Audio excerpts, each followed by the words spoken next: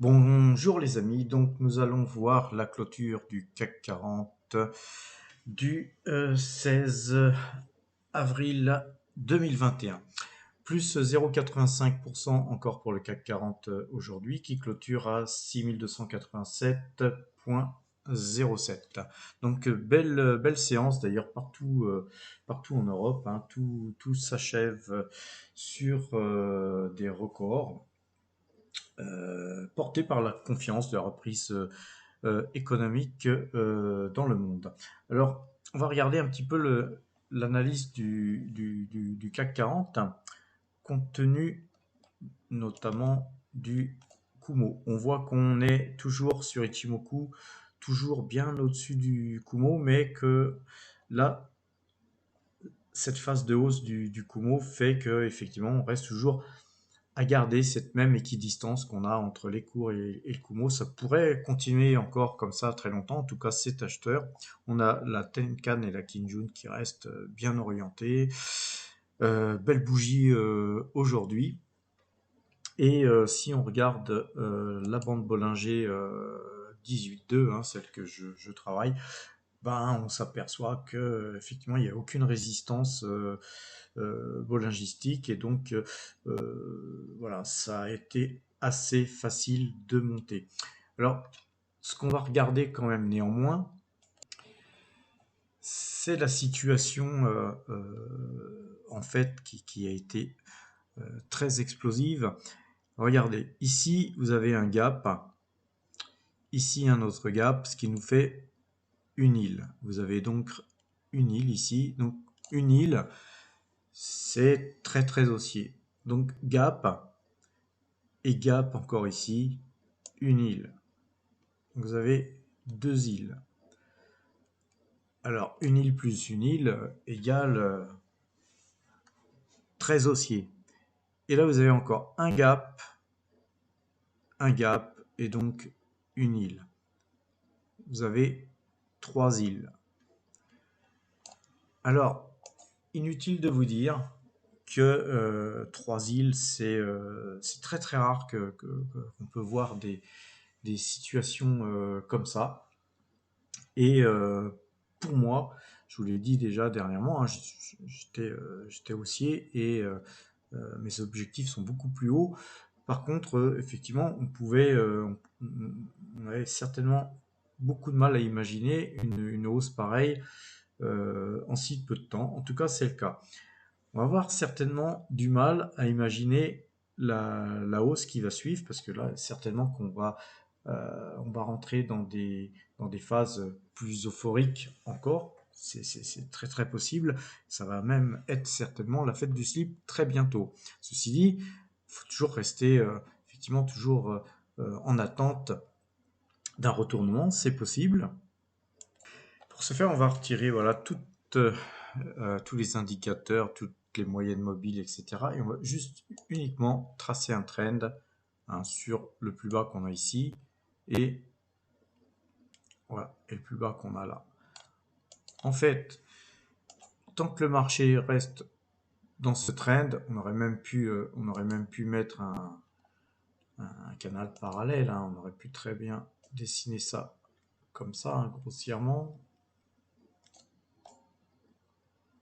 Voilà, en fait, tant qu'on reste dans ce canal, ben on est haussier, hein, tout simplement. Hein. Donc, il n'y a pas besoin de chercher midi à 14 heures voilà, de trouver des millions d'indices, d'indicateurs, etc. Vous avez un super canal, vous avez trois îles, vous avez une belle bougie qui vient de casser tous les plus hauts, on vient de tout péter.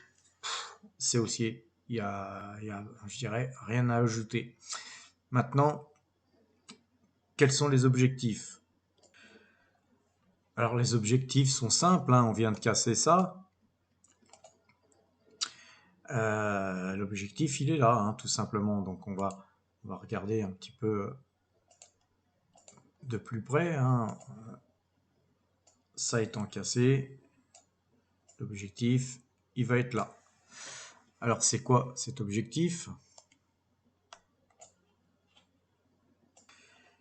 Et là, je vous ai mis deux traînes pour que vous puissiez bien voir un petit peu peut-être un peu mieux comprendre de quoi je parle. Là, on vient de casser les plus hauts ici, donc on voit bien que la bougie, là, elle est d'une force extraordinaire. On vient de tout casser. Ça a mis un petit peu de temps ce matin, mais effectivement, on attendait des chiffres américains. Il y a les trois sorcières, il y a tout ce qu'on veut. Mais ça a cassé vraiment nettement et ça a clôturé quasiment sur les plus hauts. Donc c'est de très bon augure. Alors, quel est l'objectif? Comme je vous le disais, l'objectif, il est sur le plus haut ici. Le plus haut, c'est 6944. Ça restera donc notre objectif à atteindre cette année. Alors, je vous dis pas qu'on va continuer comme ça sur les chapeaux de roue type faites du slip, on y va, jusqu'à à la fin du mois, voire la fin du mois prochain. Il est certain qu'il y aura quelques corrections, mais l'objectif reste là et certainement il est bien possible qu'on voie ça bien avant la fin de l'année. Finalement, moi je voyais ça plutôt fin d'année et je pense qu'on va y aller finalement peut-être beaucoup plus vite que prévu. Alors maintenant, la question c'est effectivement, on pose toujours la question, quels sont les objectifs, mais si le marché se retourne, à partir de quand moi je dirais, où va-t-on mettre un stop?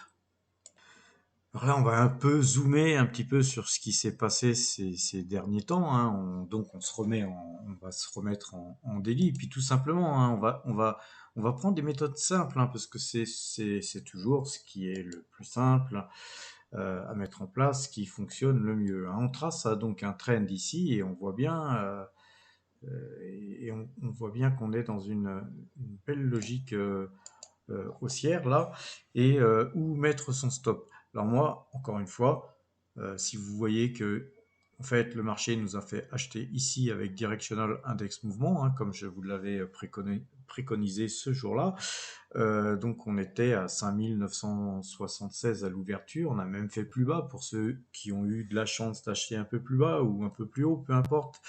En tout cas, au pire, vous avez acheté à 5980, 18, 19, 6000, on va dire 6000. Là, aujourd'hui, vous êtes quand même à 6000, 6000 combien? 6287, on va dire. Bon, franchement, où mettre son stop? Personnellement, moi, je le mettrais à 6188. Je pense qu'à 6188, DMI passera acheteur.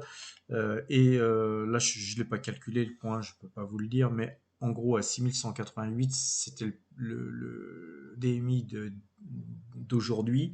Donc aujourd'hui, si on avait tapé ça, on aurait dû vendre. Mais là, il suffira d'attendre que ces deux lignes se croisent, hein, sur Directional Index Mouvement, sur 2 jours, 12 jours, bien sûr, se croisent. Si ça se croise, on prendra ses bénéfices et puis tant pis si c'est un faux signal, vous aurez déjà bien gagné sur ce mouvement. Donc surtout, hein, mettez des stops au moins. A priori, mettez au moins un stop à 6188 pour ceux qui sont toujours dans le marché, parce que je vous signale qu'on n'a toujours pas eu de signal de vente ici. Même si on regarde la moyenne 2 jours, 12 jours, qui a été un petit peu en retard sur le signal d'achat, mais la moyenne 2 jours, 12 jours est toujours acheteuse. Donc voilà, si vous regardez Kagi, c'est acheteur. Alors, de toute façon, tous les signaux sont acheteurs, donc il n'y a aucune raison de shorter le marché, de paniquer, de quoi ou qu'est-ce. On reste acheteur, on ne bouge pas tant que le Directional Index mouvement passerait vendeur sur le CAC 40 et on en est loin. A priori, je pense que le marché pourrait continuer sur sa lancée. Donc voilà pour le CAC 40. Et maintenant, si vous le voulez bien, on va analyser un petit peu le Bitcoin. Je sais que tout le monde est plus ou moins là-dessus et tout le monde me demande un petit peu aussi où, euh, où va aller le Bitcoin. Bon, bien sûr, je suis un petit peu comme tout le monde, je n'en sais rien. Ceci dit, là, avec un gap, on a ici été tutoyer un petit peu ce trend. On l'a cassé, on est revenu dessus. Donc c'était une journée difficile, hein, mais le lendemain, on a ouvert ici sur ce trend et on n'a fait que monter. Ensuite, là, écoutez, très très fort signal d'achat, hein, cette configuration est très très acheteuse. Maintenant, le marché se dégonfle, hein. On voit bien que le Bitcoin a recédé du terrain pour revenir là, aujourd'hui, au plus bas, toucher ce trend, puis rebondir dessus. Alors, en général, à chaque fois qu'on casse un trend comme ça, soit ça part comme un pétard, soit on casse, il y a quelques prises de bénéfices, on revient toucher le trend et puis on repart de plus belle. Alors voilà, on a que deux solutions. Moi, personnellement, je pencherais peut-être un peu plus sur la solution numéro 2, c'est-à-dire de repartir de plus belle à l'achat en forte hausse, hein. Il se pourrait qu'on ait vraiment encore un rallye haussier pour plusieurs raisons. D'abord parce que tout le monde s'intéresse au Bitcoin. Il y a le phénomène Coinbase qui vient de s'introduire. Alors, on va regarder le graphe d'ailleurs, hein, de Coinbase, de l'introduction. Moi, personnellement, j'ai déconseillé à tout le monde, sur la bonne dizaine de personnes qui m'a posé la question, j'ai donné un avis négatif. J'ai pas voulu faire une vidéo là-dessus pour influencer personne parce que en fait c'est pareil Coinbase euh, qui peut en fait imaginer qui pouvait imaginer ce qu'elle allait faire lors de son introduction et puis dans les jours qui allaient suivre. Alors on va regarder le graphe de Coinbase. Moi personnellement je reste acheteur sur le Bitcoin, sauf si on va regarder tiens ce que fait la moyenne de 12 sur le Bitcoin. On voit que c'est toujours acheteur, hein, c'est acheteur depuis ici, c'est-à-dire depuis 57 000. Voilà, on a cassé un trend, il y a un gap. On voit quand même que Directional Index Mouvement, lui, il était acheteur aussi en même temps que à peu près plus tard, hein, mais à peu près sur la même zone que la moyenne de 12, sauf que lui, il a recroisé parce que c'est un algorithme beaucoup plus rapide. Il a recroisé ici parce que la bougie d'aujourd'hui lui a pas plu. Mais si demain ça repart à la hausse, on verra le Directional Index Mouvement repasser acheteur. Alors on va regarder un petit peu les graphes de Coinbase. Alors tout d'abord en daily, hein, ça ne nous donnera pas grandes indications en daily, puisqu'on a 3 journées de cotation. Ça c'est la bougie verte, c'est la journée d'aujourd'hui. Alors que dire? Qu'a fait Coinbase? Coinbase a ouvert à 380 dollars. Elle est montée. Alors les gens, c'est justement ce que je craignais, hein, et pourquoi j'avais déconseillé l'achat de cette valeur, surtout le premier jour. C'est que de 380, on est monté, euh, on est monté à 429,54 dollars, donc disons 429.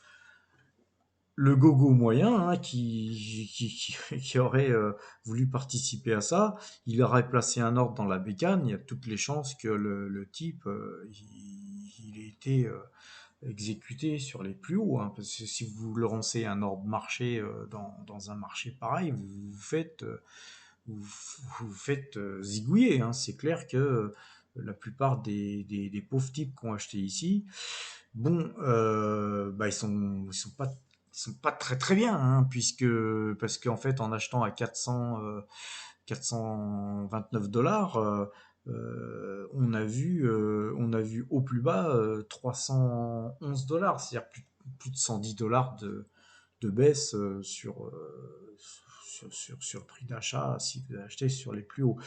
Bon, on s'est repris un petit peu en fin de séance, mais on a clôturé à 328,28, hein, donc pas terrible la journée, hein.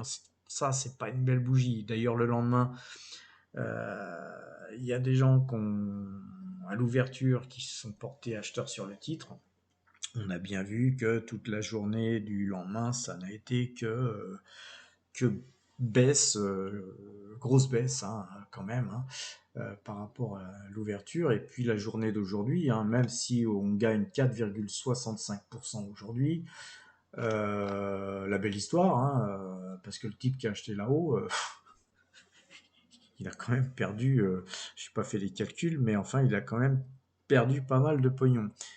Et puis cette bougie-là, elle est pas belle, hein, puisque on n'arrive pas à casser les plus hauts de l'ouverture de la veille. Moi, je serais pas étonné de la voir rouge ce soir à 22 h, hein, et puis de clôturer en dessous même du plus bas de la journée de la veille. Mais ça, c'est très très difficile à extrapoler un marché sur 3 bougies. Et donc, pour ce faire, on va aller tout simplement se mettre en 30 minutes, hein. Je pense que 30 minutes, ça devrait nous donner suffisamment d'éléments pour pouvoir imaginer un petit peu ce qui se passe là pendant ces 3 jours. Là, on voit bien que sur 30 minutes, on voit bien que le marché n'a fait que baisser et que là, ensuite, il stabilise. Donc en fait, c'est assez simple. Moi, je vois ça comme ça. Vous en ferez ce que bon vous semble. On va se dessiner un petit canal, hein. Comme vous le savez, moi j'aime bien les canaux. Et en gros, on va quand même prendre le plus bas.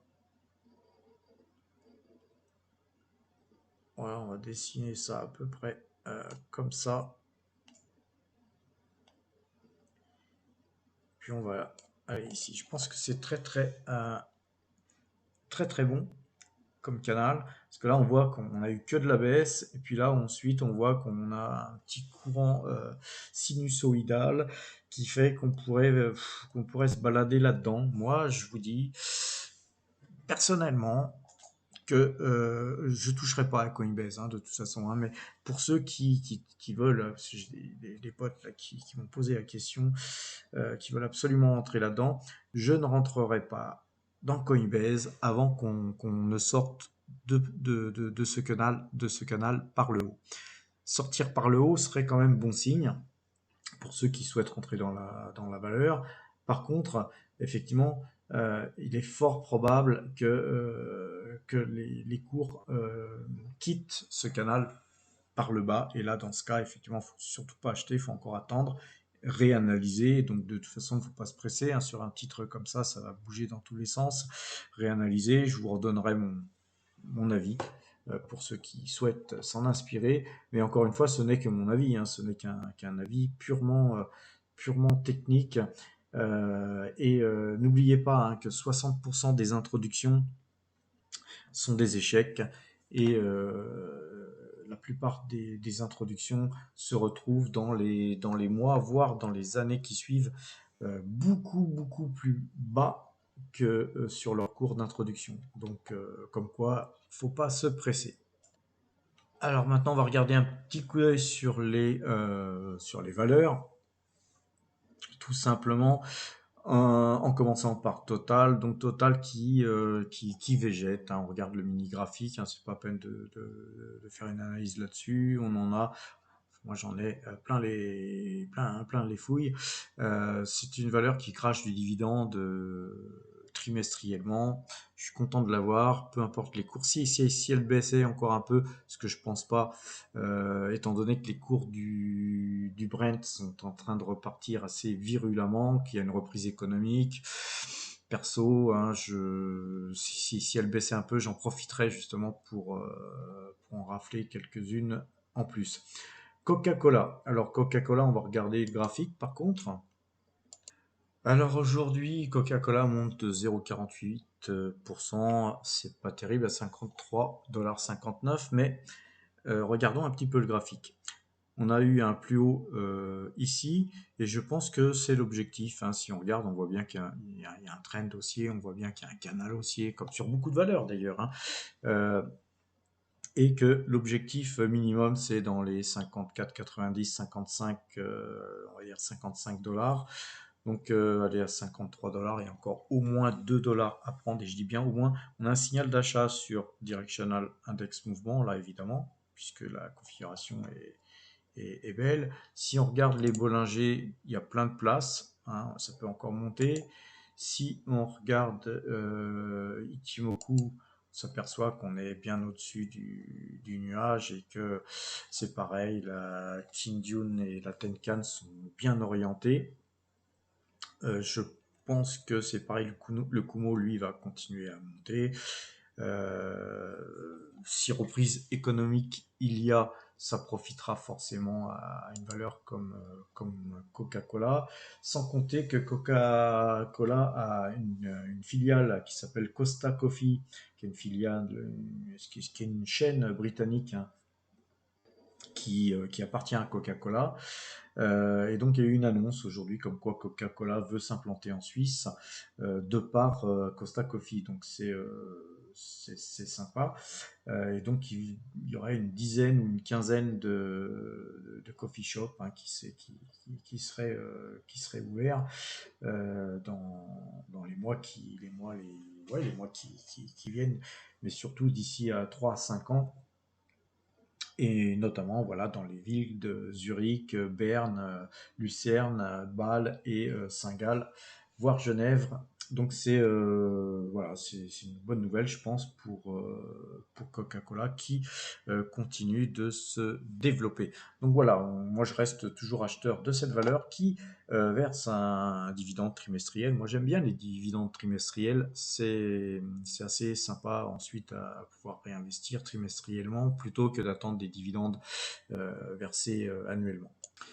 Maintenant, si on regarde AXA se comporte bien, hein.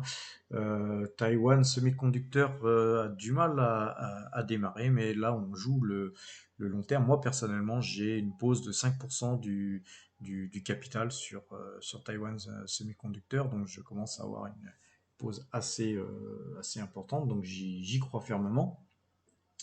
Elle souffre aussi peut-être un petit peu de la pénurie d'eau, hein, puisque à Taïwan, c'est la grosse sécheresse. Il n'y a pas eu de typhon cette année, contrairement à la normale, hein, puisque Taïwan est un pays qui est chaque année parcouru par des typhons, et cette année, ça n'a pas été le cas. Donc ça a asséché les nappes phréatiques, pardon. Par contre, Taïwan Semiconductor réutilise son eau.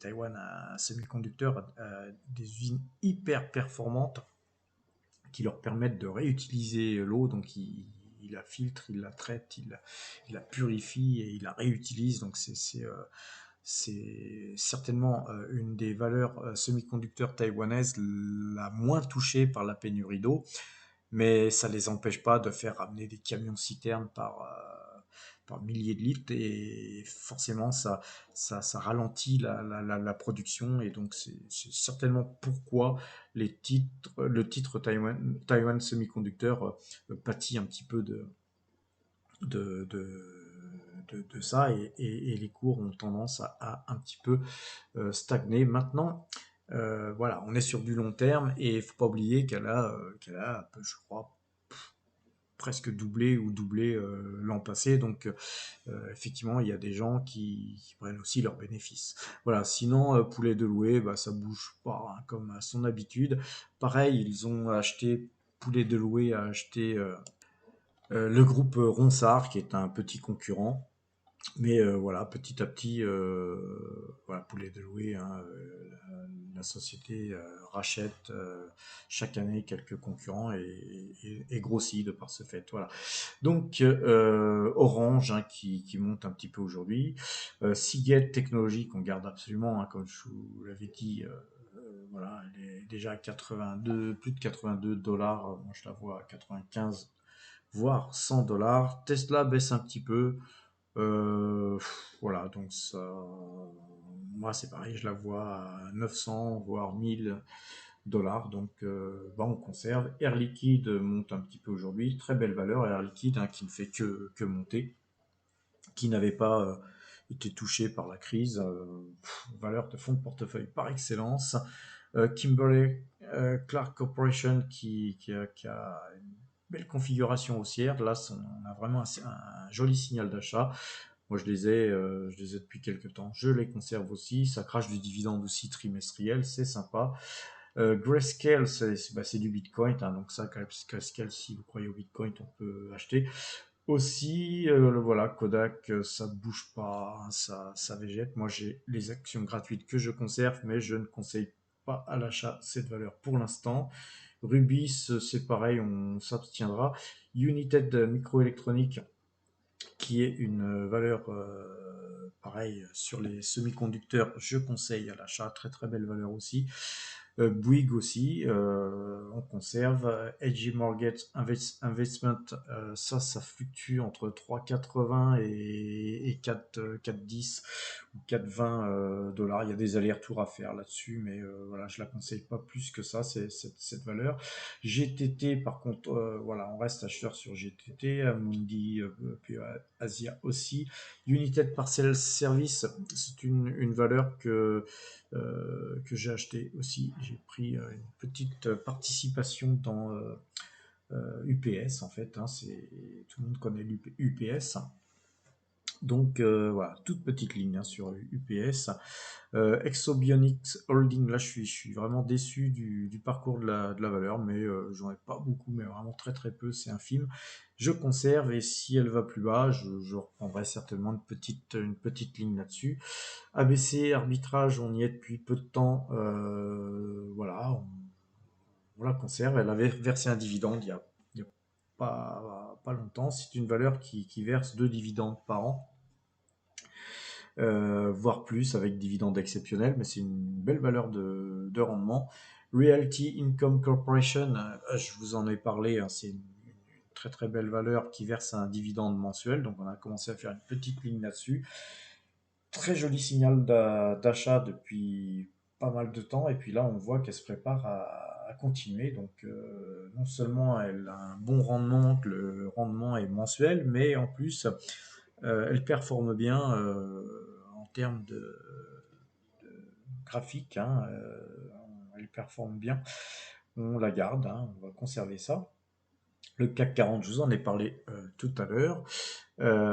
Et Coinbase, eh bien, vous savez ce que j'en pense maintenant. À vous de vous faire votre idée. Voilà, je vous souhaite un excellent week-end et à bientôt.